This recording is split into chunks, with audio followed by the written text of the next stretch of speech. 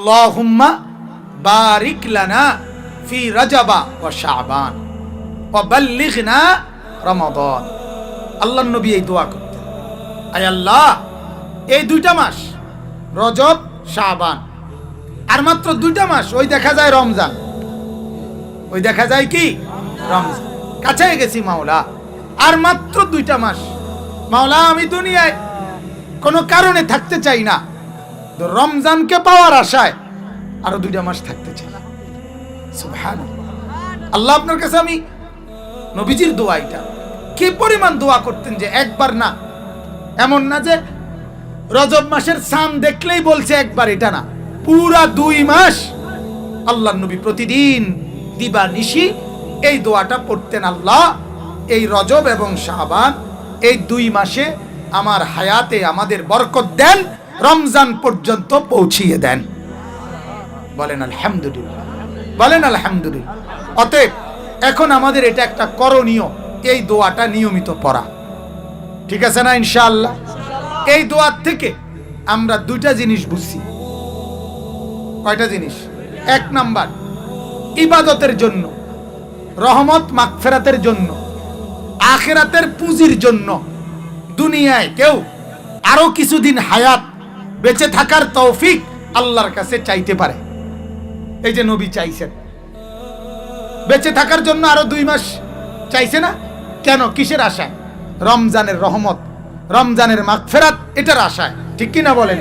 তাহলে বোঝা গেল ইবাদতের নিয়তে, আখিরাতের আশায়, আল্লাহর রহমত মাগফিরাত আরো পাওয়ার আশায় দুনিয়ায় বেঁচে থাকার জন্য দোয়া করা কি আছে? জায়েজ আছে।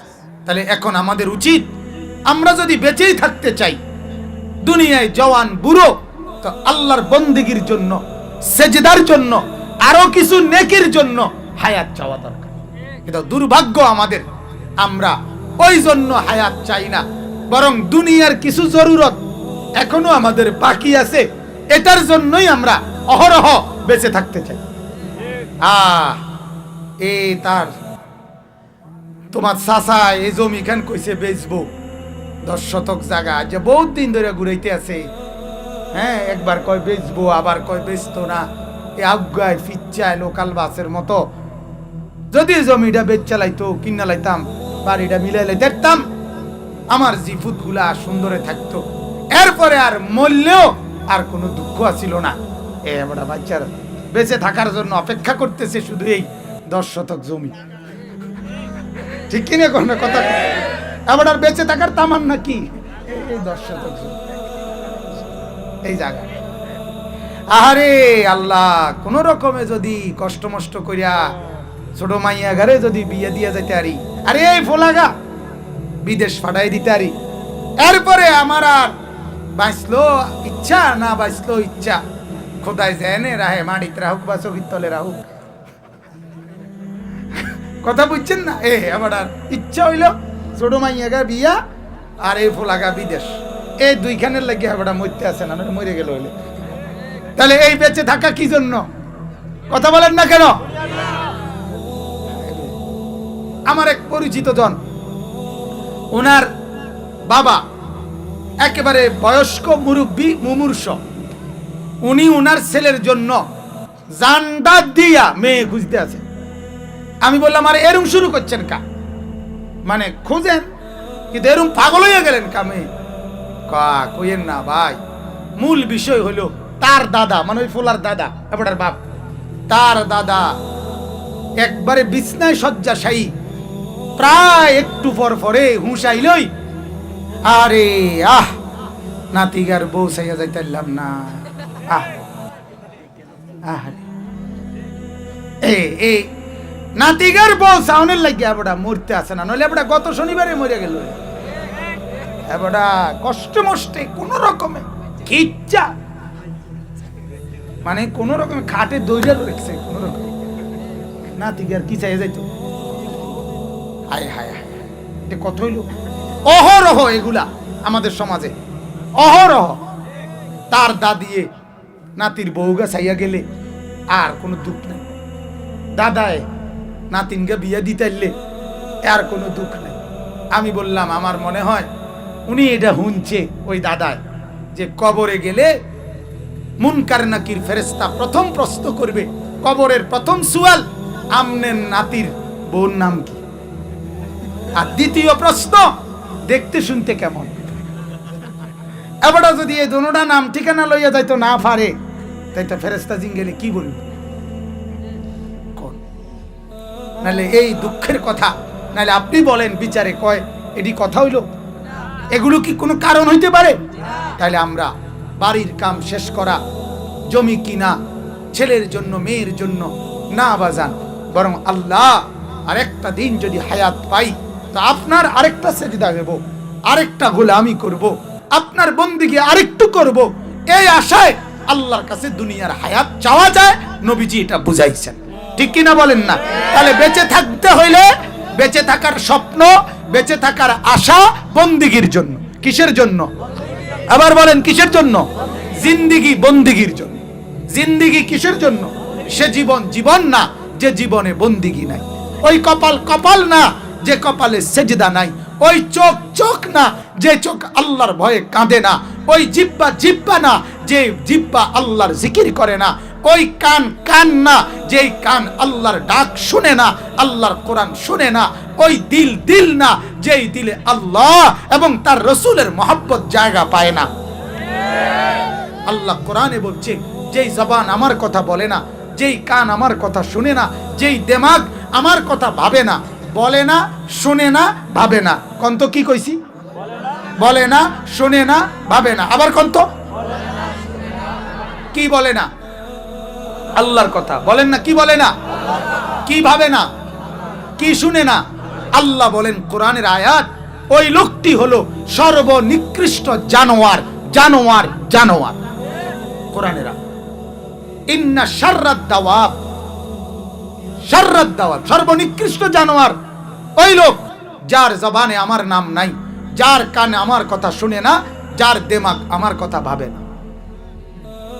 তাইলে ওই যে আমি যে বললাম প্রথমে একটা কথা, আপনার যেই ছেলেটা সেজদা ছাড়া ঘুম থেকে উঠে, সেই ছেলেটা মানুষ উঠে না জানোয়ার উঠে?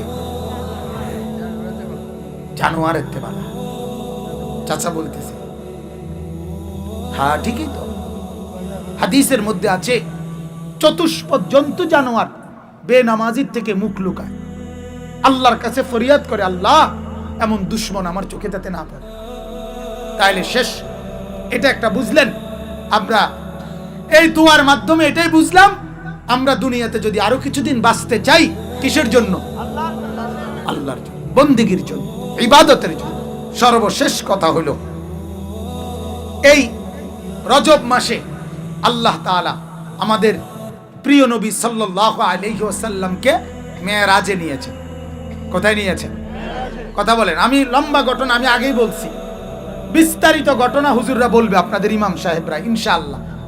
শুধু আমি মূল একটা কথা বলতে চাইতেছি, মেরাজে যে আল্লাহ তাআলা আমাদের নবীকে নিলেন, এই ঘটনা শুনলে আমাদের কলিজার মধ্যে কথা বুঝে আসে, আমি যেই নবীর উম্মত, তিনি সর্বশ্রেষ্ঠ মর্যাদার অধিকারী। অতএব এত বড় দামি, এত বড় সম্মানিত, এত বড় মর্যাদাবান নবী পাওয়ার পর আমার জীবন চলার ক্ষেত্রে আমি অন্য কোনো দিকে তাকাইতে পারি না, যেহেতু আমার জন্য সর্বশ্রেষ্ঠ নবী মডেল। বলেন আলহামদুলিল্লাহ। কত বড় মর্যাদা দিছে, সুবহানাল্লাহ। মক্কার কুরাইশরা 3 বছর নবীকে বন্দী করে রাখছিল এক ঘরে করে। নবীজি 3 বছর বন্দী জীবন কষ্ট কাটাইয়া 3 বছর পরে 10ম বছর নবুয়তের মুক্তি পাইছে। এরপরে নবুয়তের 10ম বছর মানে নবীজির বয়স যখন 50, 40 থেকে 50, 10 বছর হলো না ইসলাম প্রচারের। তো বন্দী থেকে মুক্তি পেয়ে ওনার চাচা নবুয়তের 10ম বছর ইন্তেকাল করছে, আবু তালেব। কিছুদিন পরে 5 দিনের মাথায় নবীজির স্ত্রী খাদিজা রাদিয়াল্লাহু তাআলা আনহা, একমাত্র বিবি তখন ছিল, উনিও ইন্তেকাল করছে। নবীজি একবারে মনটা ভাঙ্গা গেছে, চাচাও নাই, স্ত্রীও নাই, বন্দী জীবন থেকে বের হইছে, মনটা খুব কষ্ট। মক্কার কাফেররাও জুলুম নির্যাতন করতেছে বেশি। আল্লাহর নবী পার্শ্ববর্তী তায়েফ নগরীতে গেছে এই ঘটনার পরে, স্ত্রীর মৃত্যুর পরে। 1.5 মাস তায়েফবাসীদেরকে ইসলামের দাওয়াত দিয়েছে, একটা লোক কালেমা পড়েনি। শেষ পর্যন্ত তায়েফবাসী ছোট ছোট বাচ্চাদেরকে লাগাইয়া আল্লাহর নবীকে তাড়াইয়া পাথর মেরে মেরে সমস্ত দেহ মোবারক জর্জরিত করে ফেলছে। এত পাথর ঝরছে, আল্লাহর নবী সাল্লাল্লাহু আলাইহি ওয়াসাল্লামের মৃত্যু পর্যন্ত কোনোদিন আর নবীজির পিঠের তায়েফের পাথরের দাগের কারণে পুরা পিঠ চালনির মতো ঝাঁঝরা হয়ে গেছিল, ছিদ্র ছিদ্র। মৃত্যু পর্যন্ত ওই দাগ আর মেলে নাই। হাদিসের মধ্যে আছে, হযরত আয়েশা নবীজির বিবি, নাম শুনছেন না আয়েশার নাম? উনি একদিন আল্লাহর নবীর এরকম পিঠে হাত বুলাইয়া আল্লাহর নবীকে বলছে, ইয়া রাসূলুল্লাহ, আপনার পিঠে কি ছোটবেলায় বসন্তের দাগ গোটা হয়েছিল, বসন্তর গোটা? আল্লাহর নবী তখন আয়েশার দিকে তাকায় বলছেন, আয়েশা কি বললা, এটা কি জিজ্ঞাসা করলা? তুমি জানো আমার এই পবিত্র দেহে তো কোনোদিন মশা মাছিও বসে না, তুমি আমার এটা কি বললা আয়েশা? আমার এই পবিত্র দেহে থেকে যে ঘাম বের হয়, ওই ঘামই তো আমার সাহাবীরা আতর হিসাবে, মেশক হিসাবে ব্যবহার করে। আয়েশা, আমি হাঁটলে ওই জায়গা পুরা মেশকের গ্রানে পুরা পুরি সুগ্রাণ হয়ে যায়। আমি পেশাব পায়খানা করলে, হাদিসে আছে আল্লাহর নবী জীবনে যতবার জরুরত সারছেন প্রস্রাব পায়খানা, 1 সেকেন্ডের জন্য জমিনের উপরে নবীজির পেশাব পায়খানা 1 মিনিটের জন্য ছিল না। মাটি জমিন নিজেই ফাঁকা হয়ে আল্লাহর নবীর পেশাব পায়খানা গ্রহণ করে নিছে। আল্লাহর নবী বললেন, আয়েশা এটা কি বল? আমার এই পবিত্র দেহে মেশকের ঘ্রাণ আসে, মশা মাছি বসে না। আয়েশা, এগুলো আমার বসন্তের দাগ না, গোটা হয় নাই, বসন্তের গোটা না, তায়েফের ছেলেরা যে আমারে পাথর মারছিল, ওই পাথরের দাগ। আহ উম্মত, হাই বন্ধু, এই নবী সাল্লাল্লাহু আলাইহি সাল্লাম হাসরের দিন আমাদেরকে পিঠ খুলে দেখাবে, পিঠ খুলে দেখাবে। উম্মত, আমার পিঠ দেখো। ইসলাম বুঝাইতে গিয়ে আমি আমার পিঠ চালনির মতো ঝাঁঝরা করে ফেলছি। আজ যে সুপারিশের জন্য আসছো, উম্মত, আমার একটু তোমার জিন্দেগিটাও বুঝায় কও, আমি কি বলতাম। আপনারা তো শুনছেন নবী সুপারিশ করবে, আমরাও তো বলি সুপারিশ মানেই জান্নাত, কথা কয় না? নবীজির সুপারিশ মানেই জান্নাত। হ্যাঁ, তাহলে তো নবীজির দাওয়াত মানে ঈমান। কই নবীজি আবু তালেবকে দাওয়াত দেয় নাই তো ঈমান আনে নাই কেন? কথা বলেন না কেন? নবীজি আবু জেহেলকে দাওয়াত দেয় নাই, কথা বলেন না কেন? তো ঈমান আনে নাই কেন? নবীজির দাওয়াত মানে ঈমান না? না, আরেকজন ফয়সালা দাতা আছে না, কথা বলেন না কেন? দাওয়াত দিছে তিনি যতজনকে, সবাই ঈমান আনছে। তো যারে দাওয়াত দিছে ঈমান আনে নাই, নবীজি ওরে মনে এমনে রসিকতা করে কইছে মনে নাকি? আবু জেহেল রে এমনে কইছে ভিত্তে ভিত্তে, মূলত ঈমান আনুক এটা চায় নাই। আবু তালেবকে চায় নাই, চাইছে কিনা বলেন না কেন? তাহলে দাওয়াত মানে ঈমান না। দাওয়াত তো দেওয়া নবীর দায়িত্ব, ঈমান দেওয়া কার দায়িত্ব? ঠিক এরকম দুনিয়াতে আল্লাহ এটা দেখায় রাখছে নমুনা। হাসরের ময়দানেও দোস্ত বাপ কেন পায়ে ধরে বলি, আল্লাহর নবীর সুপারিশ মানে জান্নাত না। নবী সুপারিশ করবে 1000 বার, নবী সুপারিশ করবে সত্য। আল্লাহ পাক নবীর সুপারিশে কোটি কোটি কোটি কোটি বান্দাকে জান্নাত দেবেন, এটাও সত্য। নবীকে খুশি করে দিবেন, এটাও সত্য। কিন্তু আপনাকে যে জান্নাত দিবেন এর কোনো নিশ্চয়তা নাই, আমারে যে দিব এটার কোনো কি নাই। তাহলে সুপারিশ মানেই কি না?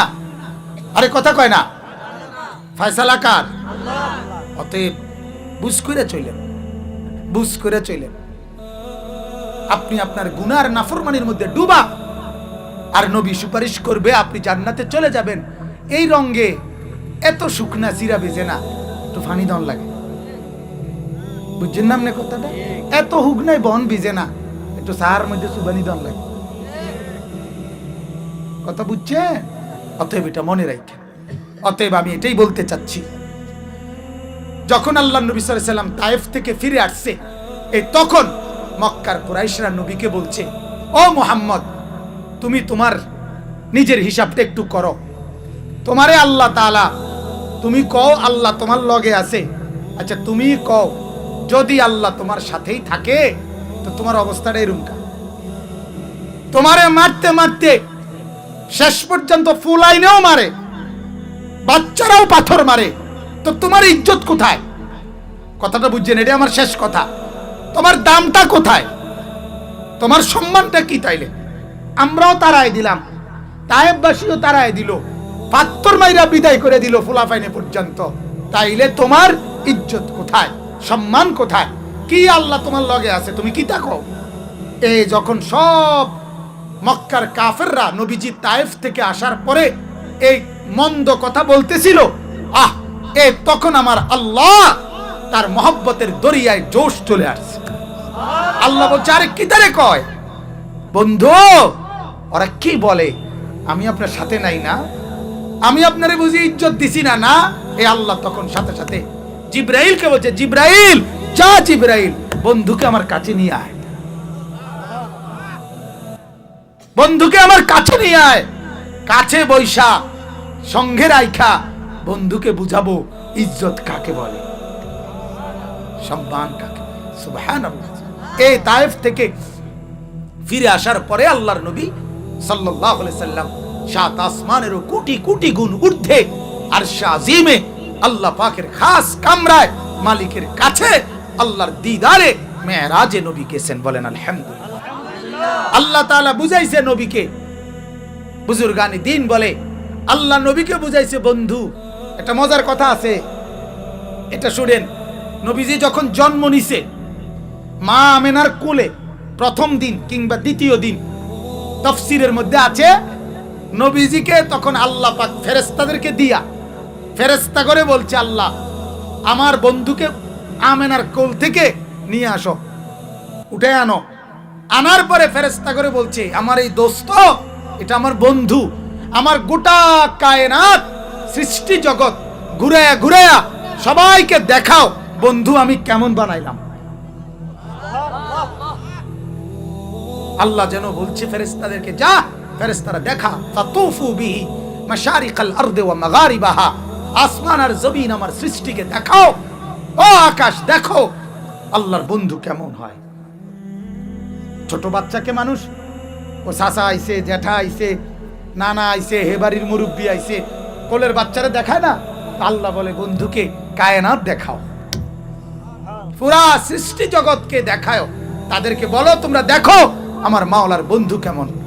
এ আল্লাহ তাআলা মেরাজের দিন রাতে আল্লাহ তাআলা আরশে আজিমের উপরে, একেবারে উপরে যেখানে নবীকে নিছেন, এর উপরে শুধু আল্লাহ, এর উপরে শুধু কে?